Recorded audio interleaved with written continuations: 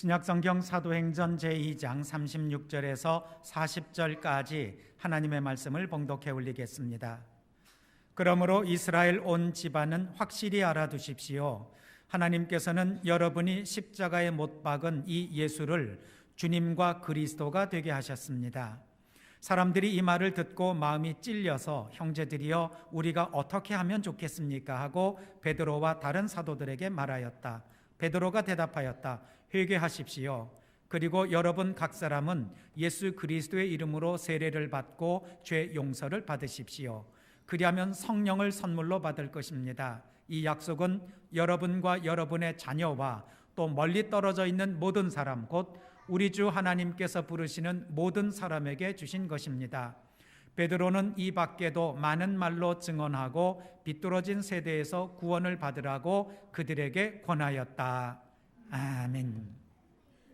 3주에 걸쳐서 우리가 새 봄을 맞이하는 계절로서의 봄이 아니라 우리의 삶의 여건, 내 마음의 답답함이나 아니면 우리를 둘러싸고 있는 환경적인 어려움들을 이렇게 벗어버리고 주님께서 우리에게 주시고자 하는 그 따뜻하고 보람 있고 감사하고 사랑과 기쁨 있는 삶으로 그렇게 되는데 어떤 것들을 우리가 알아야 되고 주님은 어떤 계획을 가지고 계신지 이런 점을 지금 3주에 걸쳐서 서로 살피고 있습니다.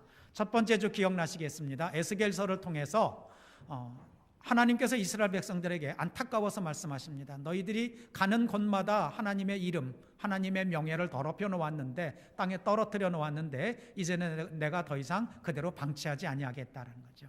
스스로 그 영광을 되찾으시겠다. 그래서 그 방법이 바로 이스라엘을 본고장으로 돌려보내 주셔서 내 백성, 내 자녀들이 하나님의 계획 속에서 회복되고 그리고 당당하게 살아가도록 내가 해주겠다라는 그 말씀을 하십니다. 이렇게 표현한 것도 기억나실 겁니다. 그래서 너희 안에 있는 돌같이 거칠고 무거운 마음을 드러내고 살갗처럼 어린애 살갗처럼 부드럽고 순전한 그런 마음으로 바꿔주겠다. 그리고 놔둔들 너희들이 얼마나 유지하겠느냐. 그래서 아예 그 마음에 성령께서 들어와 계셔서 다시 무거워지거나 다시 거칠어지지 아니하도록 마음을 보살펴 줄 것이다 라는 그 약속을 살펴봤습니다. 두 번째 주에 우리가 살펴본 것은 그러기 위해서도 우리가 해야 될 책임이나 우리 몫이 있다는 걸 알았습니다. 결정적으로 하나님께서 성령의 임재하심, 우리 안에 계심으로 인해서 그 일을 하시는데도 우리가 가만히 있으면 그냥 알아서 자동적으로 그렇게 해주시고 그렇게 끝나는 게 아니라 우리의 목 또는 책임이 있다고 했는데 그것은 마음 문을 여는 거라고 그랬어요. 그건 우리가 해야 된다고 그랬습니다. 그거는 하나님께서 우리를 사랑하시기 때문에 이 땅에 있는 모든 생명 가운데 하나님의 자녀들에게 주신 우리가 스스로가 선택하고 스스로가 결정할 수 있도록 하나님이 그 권리를 우리에게 주신 그 소중한 것을 행사하라는 겁니다. 마음 문을 열고 성령을 모셔드리면 내 안에 들어오신 성령께서 우리와 함께 거하셔서 내 힘으로 할 수 없는 것 도와서 할 수 있도록 도와주시고 내 습관 때문에 자꾸 무너지는 것도 성령께서 붙들어 주셔서 잘 무너지지 않도록 지켜주시리라는 이런 은혜들을 살펴봤습니다. 오늘 우리 성도들과 살펴볼 주제는 그럼 마음 문을 어떻게 하면 열 수 있겠느냐. 지난주 설교까지 마음 문을 열면 되겠구나 하고 생각하셨다면 여쭙겠습니다. 마음 문을 어떻게 엽니까? 문고리가 있는 것도 아니고 핸들이 있는 것도 아니고 열쇠가 있는 것도 아니고 열쇠가 있든지 문 빗장이 있든지 뭐 좌우지간 뭐가 있으면 쫓아가서 열면 되겠는데 마음의 문은 어떻게 여느냐. 쉽게 접근을 해보겠습니다. 주제는 내 마음 문을 열고 성령께서 내 안에 들어와서 나와 함께 계시도록 내 마음의 문을 여는 것인데 이 부분이 좀 어렵기 때문에 이것을 살짝 머리에다 이렇게 띄워 놓으시고 어디서부터 접근하냐면 사람들 사이에서 마음 문을 여는 것에서부터 출발을 해보려고 합니다. 사람들이 서로 만나서 같이 살든지 교제하든지 뭐 영업상의 이유로 대하든지 마음 그렇게 열고 사는 일이 쉽지 않습니다. 흔하지도 않습니다. 가족 간에도 마음이 닫혀 있을 수 있고 친구들 사이에서도 일부는 열려 있고 일부는 닫혀 있을 수도 있습니다. 부모와 자녀 사이에 아기 때 어렸을 때는 마음문이 활짝 열려 있어서 엄마가 하는 얘기 다 알아듣고 애도 엄마한테 다 얘기하지만 사춘기쯤 이렇게 들어가면은 얘기가 안 되는 부분이 있습니다. 뭐라고 얘기 거두면 눈물부터 왈칵 쏟아지면서 엄마가 내 마음을 어떻게 알아? 아빠가 해결해 줄 거야 하고 대드는 이런 모습을 보일 때가 있다면 그때는 어느 결연가 자녀들의 마음의 문이 한쪽으로 닫혀 있다는 것을 인정하셔야 됩니다. 친구 사이도 마찬가지입니다. 형제보다 더 가깝다고 마음 주고받고 마음이 열려있는 때도 있고 상태도 있지만 그게 그렇게 확고한 게 아니라서 어떤 사건이나 일이나 오해로 쉽사리 마음문이 닫힐 때도 있습니다. 근본적인 문제뿐만이 아니라 직장에서나 또는 거래상에서도 그럴 수가 있습니다. 여러분, 마음이 열린 관계에서는 그 관계가 지속적이고 서로에게 유익하지만 말장난이나 머리를 굴려서 그렇게 해서 맺는 영업관계, 사업 파트너는 금방 망가집니다. 오래 가는 거는 정말 중요한 것은 돈 때문에, 일 때문에, 거래 때문에 직장에 붙어 있기 위해서가 아니라 물론 결과적으로 그것에 영향을 끼치겠지만 사람을 이해하고 마음이 열려서 성경에서 이야기하는 속사람 관계가 될 때 그것이 진정한 일하면서도 보람이 있고 힘들어도 지치지 않고 날마다의 시간이 살아나는 그와 같은 관계가 되게 됩니다. 자, 우리 성도들께서는 여지껏 어떻게 마음을 여시면서 살아오셨습니까? 어떻게 아내에게 마음을 열고 어떻게 남편에게 마음을 열고 어떻게 직장에서 함께 일하는 동료들, 사업상 파트너나 다른 분들과 마음을 열면서 살아왔습니까? 제가 여러분들을 가르칠 수 있는 게 아닙니다. 여러분들이 이미 그걸 알고 그렇게 살아오셨습니다. 마음이 열려야, 마음을 열고 대해야 진정한 일들이 이루어지고 그것이 기쁨이 되고 감사가 되고 눈물 겹도록 고마운 것이 되더라. 어떻게 하시면서 그렇게 해오셨습니까?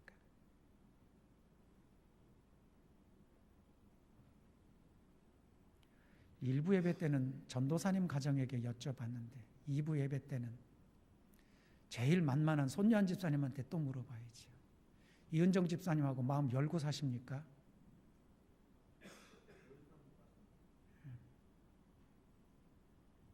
다칠 때도 있잖아요. 그때는 어떻게 열어요? 자기가 열 때까지 기다려요. 여러분들이 다 나름대로 방법이 있을 겁니다.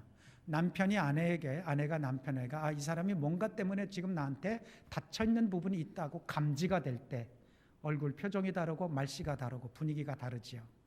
그럴 때는 처음엔 좀 화가 나다가 그 다음엔 좀 걱정스럽습니다.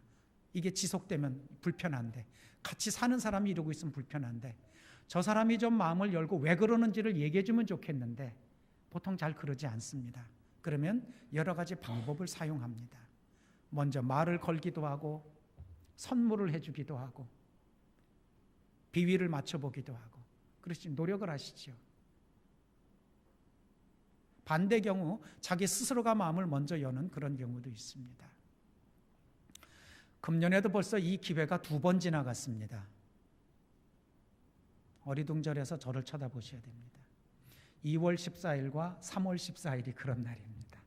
부부는 아니더라도 조금 더 가까이 지내고 싶은데 마음을 열고 표현하기가 민망하거나 멋쩍었던 사람들에게 이날은 초콜릿을 선물하면서 저날은 사탕을 주면서 평상시 깊은 얘기 못하던 것, 네 속마음 건네봐라. 자리 마련해 준 날입니다.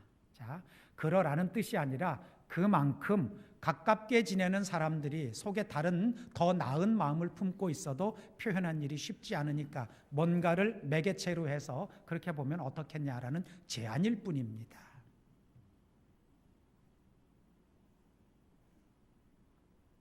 말을 거는 것이나 선물을 해주거나 어딜 가자고 하거나 여러 가지 방법들을 쓸 겁니다. 한자 수거 중에 아주 재밌는 표현이 있어요. 이런 것을 줄탁동시라고 합니다. 이 장면을 머릿속으로 장면을 기억하시면 좋습니다. 병아리가 알을 깨고 나오려고 하는데 3주가 되면 20하루가 되면은 안에서부터 이 알 껍질을 톡톡톡 쫓습니다. 어미닭이 그걸 지켜보다가 어느 정도가 되면 어미닭도 바깥에서 몇 군데를 쪼아서 도와줍니다. 안에서도 쪼고 밖에서도 쪼아서 그 알이 깨지고 병아리가 나올 수 있게 하는 그 장면을 한자어로 줄탁동시라고 합니다. 안에서도 노력을 하고 밖에서도 도와주고 그런 뜻입니다.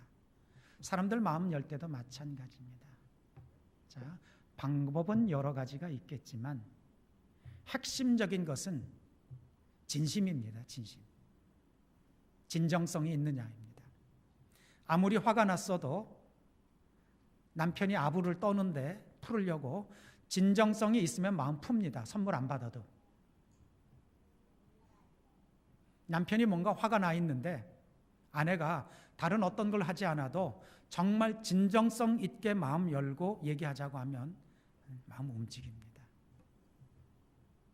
아이들도 다른 어떤 것 때문에 상처가 났거나 꼬여 있거나 화가 나서 분노했더라도 부모님이나 선생님이나 다른 사람이 진심을 다해서 다가가면 마음이 엽니다. 문제나 해결하려고 진심이 섞이지 않은 거짓 칭찬이나 투정이나 사탕 발림 같으면 마음이 안 열립니다. 사람 마음 여는데 가장 중요한 건 진심입니다. 진심. 정직하게 얘기하느냐. 그러면 큰 잘못이 있었어도 품어 안고 같이 해결하고자 하는 것이 가족관계고, 사랑하는 사람 사이에서 이루어지는 일이고, 친구 사이에서 맺혀져 있는 굳은 이런 매듭이 되는 그런 것입니다. 하나님께는 어떻게 엽니까? 사람들은 그러면 되는데 그 외에 더 다양한 여러 가지 방법으로 나에게 소중하고 한평생 같이 갈 사람들과 마음을 열면서 또는 열어주면서 그렇게 살아오고 계신데 하나님 앞에는 어떻게 마음문을 엽니까? 성경에 그 답이 나와 있습니다. 이제 본문을 보시겠습니다. 그러므로 이스라엘 온 집안은 확실히 알아두십시오. 하나님께서는 여러분이 십자가에 못 박은 이 예수를 주님과 그리스도가 되게 하셨습니다. 이 얘기는 베드로의 처음 설교의 마지막 부분입니다. 베드로가 사람들 앞에서 하는 첫 번째 설교의 마지막 부분입니다. 상황 설명이 좀 필요하죠. 앞부분에는 오순절 마가 다락방에서 성령 강림 사건이 있었습니다.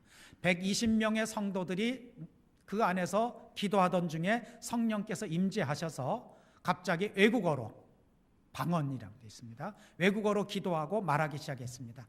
지켜보던 사람들이 놀랐어요. 요즘으로 따지면 내가 러시아에서 살다가 와서 좀 아는데 저 사람이 지금 러시아 말 하고 있다. 내가 브라질에서 살다 와서 브라질 말이 뭐라는 걸 알고 있는데 저 사람들은 여기 유대 땅을 벗어난 적이 없는데 브라질 말로 얘기하고 기도하더라 라는 것과 흡사한 상황이 오순절날 방언할 때 사람들이 이게 본 현상입니다. 그래서 놀라가지고 이 사람들이 아직 낮인데 낮부터 술이 취해가지고 헛소리를 하나 그렇게 의심하고 수군될 때 그때 베드로가 하는 말입니다. 여러분, 우리가 술 먹어서 이러는 게 아닙니다. 우리 정신 말짱하고 제정신으로 하나님의 은혜 속에서 그러면서 설교를 합니다. 하나님께서 약속하신 메시아 하나님의 아들을 보내주셨는데 여러분들이 그분을 오해하고 그분을 미워해서 십자가에 못 박혀 죽게 만들었습니다 라는 설명이 앞부분에 나옵니다. 그리고 36절 그러므로 이스라엘 온 집안은, 이스라엘 민족 여러분들은 확실히 알아두십시오. 이거 하나는 좀 분명히 합시다라는 뜻입니다. 하나님께서는 여러분이 십자가에 못 박은 이 예수를 주님과 그리스도가 되게 하셨습니다. 비참하게 나약하게 아무 힘없이 죽은 것처럼 죽어서 끝난 것처럼 보이지만 하나님께서 그분을 우리 생명의 주인으로 죄와 슬픔을 이겨내고 하나님의 자녀로 거듭나게 하는 메시아 그리스도로 삼으신 것을 여러분들이 그거 아셔야 됩니다 라고 얘기를 하니까 그거에 대한 반응이 37절입니다. 그 베드로의 설교를 들은 그 자리에 모였던 사람들이 이 말을 듣고 마음이 찔려서, 이 말만 해도 참 괜찮습니다. 그러거나 말거나가 아니라 그 말을 듣고 나니까 마음이 찔렸다는 거예요. 겁이 덜컥 났다는 얘기입니다. 그래서 나온 반응이 이 반응입니다. 형제들이여, 우리가 어떻게 하면 좋겠습니까? 난 그렇게 될 줄 몰랐습니다. 우리가 분노해서 저 사람을 십자가에 못 박으라고, 어떻게 자기가 하나님의 아들이라고 주장하고 율법을 파괴하고 우리가 여태까지 섬겨왔던 성전과 관계된 모든 것들을 그렇게 무시하는 저 사람을 우리는 죽여야 된다고 생각을 했는데 우리 생각이 틀렸었군요. 큰 일을 저질렀는데 이제 어떻게 하면 좋겠습니까? 라고 나옵니다. 그러자 베드로가 이렇게 대답합니다. 회개하십시오. 그리고 여러분 각 사람은 예수 그리스도의 이름으로 세례를 받고 죄 용서를 받으십시오. 그리하면 성령을 선물로 받을 것입니다. 문 여는 법 나왔죠? 마음의 문을 열고 성령께서 내 안에 들어오시기까지 어떤 단계, 과정, 프로세스가 있어야 되는지를 세 가지로 얘기를 했습니다. 세 가지.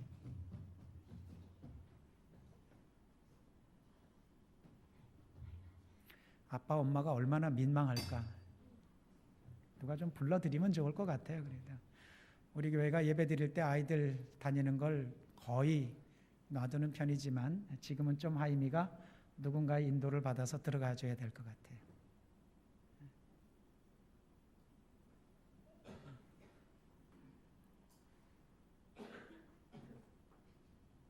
목사님 손주. 교회가 편안해요. 자기 집 같고 자기 집보다 어쩌면 더 편할 수도 있습니다. 그래서 안 말립니다. 애들이 좀 예배 때 다니더라도 좀 소리를 질러더라도 누가 뭘하지 않고 놔두는 자리가 애들 때부터 있어서 그게 교회면 좋겠다라는 생각을 어렸을 때부터 했는데, 그래서 좀 우리 어른들께서 불편하시더라도 조금 참아주시면 좋겠습니다. 세 가지 얘기합니다. 베드로는 회개, 세례, 죄 사함, 죄 용서. 그게 문을 여는 겁니다. 첫 번째가 회개입니다. 회개도 또 이 과정을 나누면 적어도 네 가지 과정이 진행되는 걸 회개라고 얘기합니다. 죄가 뭔지를 알고, 내가 죄를 지었다는 걸 알고, 죄 때문에 내 삶이나 내 자신이 불편하고 괴롭거나 힘들다는 걸 인정하고, 그렇지 않겠다고 마음 먹는 것까지. 이게 회개입니다. 요즘 우리나라 사회에서 미투 운동 벌어지면서 국민들 마음이 좀 불편할 때가 있습니다. 불편하다가 불쾌해지기도 합니다. 잘못을 인정해야 되는 사람이 유감을 표하는 겁니다. 내가 잘못했다, 용서를 구한다라고 말해야 되는데 나는 그런 뜻이 아니었는데 그게 피해가 됐다면 유감입니다. 이건 잘못했다는 얘기가 아닙니다. 나는 잘못하지도 않았고 잘못할 생각도 없었고 나는 그냥 말을 했거나 행동을 했는데 상대방이 불쾌하다니까 뭐 어떡하겠느냐, 상대방 불쾌하다니까 나도 좀 그 점은 유감이다. 이건 회개가 아닙니다. 회개는 내가 잘못했습니다, 이건 명백하게 내 책임입니다 를 인정하는 것, 그게 회개의 출발입니다. 그러려니까 뭐가 죄인지를 알아야 되죠. 대개 남자야 하고 여자하고 다투면 그 문제가 생겨요. 일은 대개 남자가 저질러, 여자가 이제 삐집니다. 화가 나가지고 있으면 버티다가 이제 아우 잘못했어, 내가 잘못했어, 내가 다시는 안 그럴게. 그러면 여자들이 꼭 하는 말이 있어요. 뭘 잘못했는데? 꼭 물어보죠. 남자들은 꼭 그거 얼버무립니다. 아, 잘못했다고, 무조건 내가 잘못했다고. 그럼 뭘 잘못했는데, 뭘 잘못했는지를 알아야 그 다음에 안 할 거 아니야. 그러시죠? 여러분들은 이미 회개에 대해서 다 아시는 거예요. 뭘 잘못했는지를 알아야 돼요. 그리고 잘못하면 불편해진다는 걸 알아야 돼요. 이 불편해지는 게 나중엔 괴로워집니다. 심각해지면 인생이 힘겹고 무거워지게 됩니다. 마지막에는 그래서 이제 난 이러고 싶지 않다, 다시는 이러지 않겠다라고 다짐하는 것까지가 회개입니다. 그리고 세례를 받는 일입니다. 세례가 왜 중요할까요? 형식적으로는 일정한 문답, 서약을 하고 집례자가 물에 축여서 머리 얹고 성부와 성자와 성령의 이름으로 세례를 준다고 교회 앞에 선포하는 것이 외형적인 세례의 과정입니다. 과정보다 훨씬 더 중요한 내용은 뭘까요? 나중에 변하거나 바뀌는 한이 있더라도 내가 세례를 받는 지금까지 이 시점에서는 나한테 있는 여러 가지 허물과 죄가 예수 그리스도의 은혜와 사랑 덕분에 해결될 줄로 믿습니다. 그 분이, 그렇게 해주실 분이 하나님의 아들 예수 그리스도인 것을 내가 인정하고 받아들입니다라는 내 마음의 약속입니다. 하나님이 그걸 우리한테 확인시켜 주시는, 그게 세례입니다. 그것의 형식적인 형태가 마치 몸이 더러울 때 물로 씻는 것처럼 심령과 영혼과 자기 삶에 얹혀진 무거운 것들을 그 성령의 능력으로 씻어주는 것을 상징적으로 뜻하는 것, 그것이 물로 씻어서 세례입니다. 그러면 그것에 따라서 하나님께서 죄를 용서해 주셔요. 이게 죄사함입니다. 그리고 그렇게 열려진 마음에 성령께서 들어오신다는 거지. 그 다음이 또 더 놀랍습니다. 이 약속은 이렇게 마음문 열고 성령이 들어오셔서 우리의 삶, 우리와 동행하시겠다는 이 약속은 지금 이 말씀을 듣는 여러분과 그렇게 들으셔야 됩니다. 그 베드로가 설교할 때 그 자리에 있었던 그 사람들과 여러분의 자녀와 후손들이라는 뜻입니다. 그냥 꼭 자녀뿐만이 아니라 그 뒤에 이어지는 후손들 포함입니다. 자녀와 또 그 지역 이스라엘 사람들뿐만이 아니라 멀리 떨어져 있는 모든 사람, 곧 우리 주 하나님께서 부르시는 모든 사람에게 주실 것입니다. 그래서 우리들한테까지 이 하나님의 은총이 전해져 온 것입니다. 이게 마음의 문을 여는 것입니다. 베드로는 이 밖에도 많은 말로 증언을 하고 비뚤어진 세대입니다. 비뚤어진 세대, 가치관이 전도되어 있는, 바뀌어 있는 사람들입니다. 잘못인데 잘못이 아니라고 하거나 남에게 피해를 줬는데 나 살고 싶은 대로 산다는,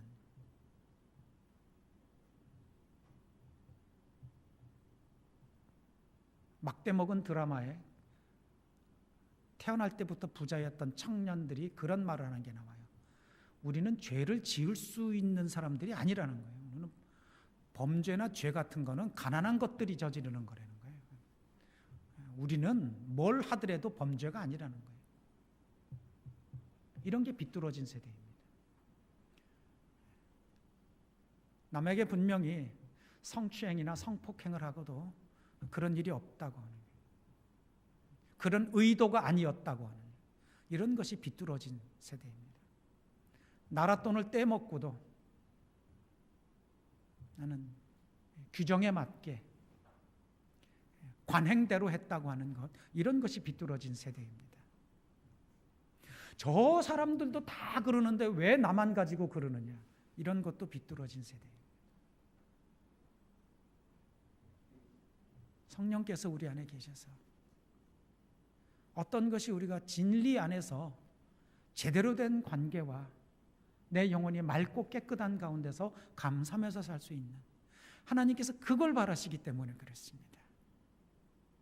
아무렇게나 막 사는 것이 아니라, 제발이지 여기에 있는 어떤 부모가 자기 자녀들이 아무렇게나 막 살기를 바라겠습니까?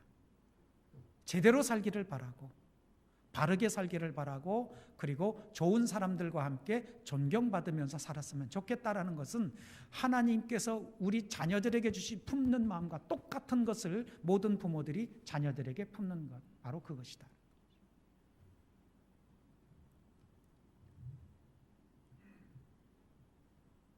이를 바탕으로 교회가 세워집니다. 이게 예루살렘 교회가 세워지는 첫 번째 장면입니다.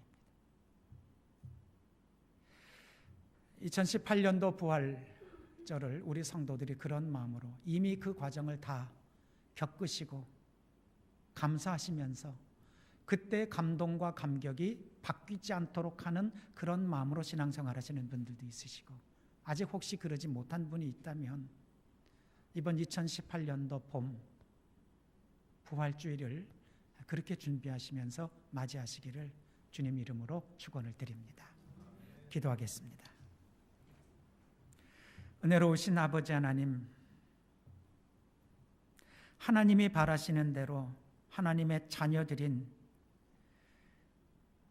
이 자리에 모여 예배드린 모든 성도들이 이미 누리고 있는 은총이라면 앞으로도 더 잘 누릴 수 있도록 주여 동행하여 주시고, 아직 그 은총을 미처 알지 못한다면 그 은혜 안에서 기쁘고 감사하고 마음의 문 활짝 열어 사람을 대해도 속사람 관계가 되고 주님 앞에도 문빗장 열어 주님 모셔드려서 내 안에 주님께서 계시고 주님께서 나를 주장하시는 복된 삶을 누리게 하여 주시옵소서. 예수님 이름으로 기도드립니다. 아멘.